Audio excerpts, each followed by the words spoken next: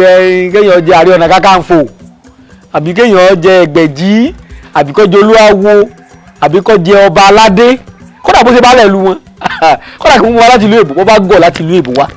àgbààgbà ó pè ní pèbí ìwà o tàlákọ̀wé ó gbèjọ́ ẹgbẹ́ kan o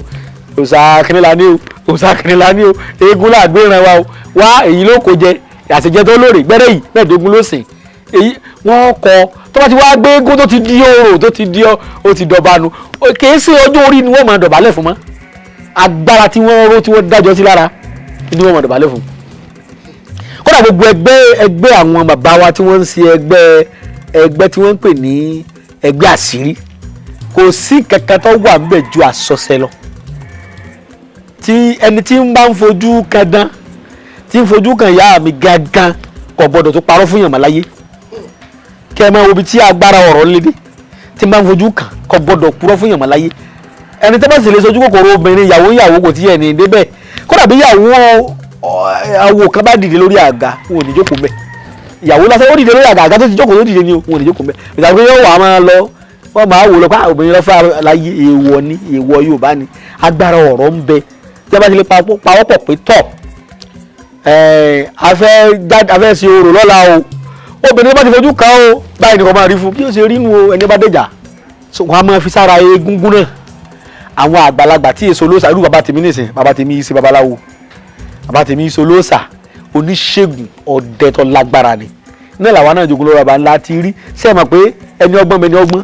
àwọn alágbára máa ń ra wọn tí wọ́n bá jókòó lọ́dọ̀ bàbá mi tí wọ́n bá ń sọ̀rọ̀ oríṣiríṣi báyìí ìbẹ̀lẹ̀ mi ti fetí gbéyàwó ọ̀rọ̀ ẹgbẹ́ Yorùbá tí mo sọ mò ń fetí gbéyàwó ọ̀rọ̀ ìyàwó tuntun abáṣẹ gbé àlejò lẹ́kọ́ lọ ní afẹ́fẹ́ tí gbéyàwó ọ̀rọ̀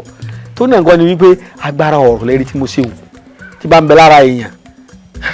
gbọ́dọ̀ sọ̀rọ̀ kódà àyí fi sí tí ìbá ìpínlẹ̀ bá fẹ́ lò àyí fi síbi táwọn kéèké ti lè máa sọ̀rọ̀ òdì síra wọn torí yọ ọgbọ̀n náà tàti wéré pé kọ̀lọ́fọ̀ kankan kò ní kankan bẹ́ẹ̀ báyìí gbọ́ bí ó ṣe rí nú o ara àwọn agbára ń dọ̀nù tó bá hùwà òdì wọn á tó máa lò tó lágbára jọ àwọn lọ tó bá hùwà òdì náà wọn ègbé ọba kúrò lórí oyè ìgbà yẹn ìjọba òyìnbó ò tí ì dé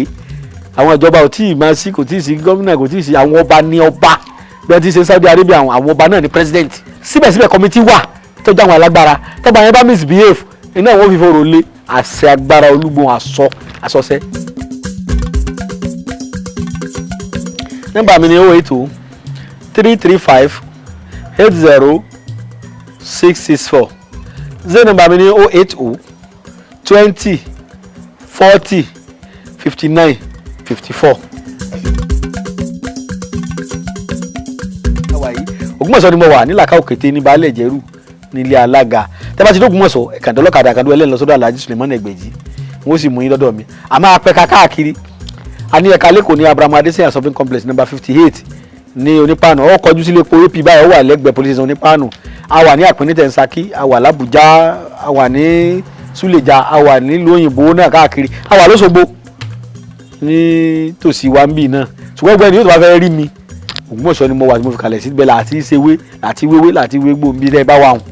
àwa máa wá igbó fúnra wa àwọn igbó fúnra wa torí ojú nǹkan ti dà ọ̀pọ̀lọpọ̀ tí wọ́n ń ta ewé tí wọ́n ń ta egbò ọ̀dà mà bí èèyàn bá sì dá nǹkan mọ̀tẹ́ bá pè lójò tó sì jẹ́ pa ìná ni kò ní dáhùn ìdí tọ́pọ̀lọpọ̀ fi sọ pé ẹ má lo nǹkan dúdú ẹ má lo nǹkan funfun nígbà àwọn òrógùn tó jẹ́ wọ́n ní kéèyàn má lo nǹkan dúdú kó má lo nǹkan dúdú kó má lo nǹkan funfun ń sì ń jámàlà ń jẹ ewédú ń jẹ su ń jẹ gẹ́ kí ni a fi ṣe nǹkan dúdú èwe dúdú wọn kàn fún lórúkọ ni dúdú náà ni àwa náà tí wọn fẹ́ pe àwa ńlẹ̀ Yorùbá nìsín èmi ọmọ tí yóò ilẹ̀ adúláwọ̀ la wà. orúkọ mi ni Alhaji Dr. Suleiman Lawal Ẹgbẹ̀jì gbogbo Ògbómọ̀ṣọ́ ó dìgbà. Ẹgbẹ̀jì dé ìdùnnú ṣubú láyọ̀ ìwọ táyé ń pọ́n lójú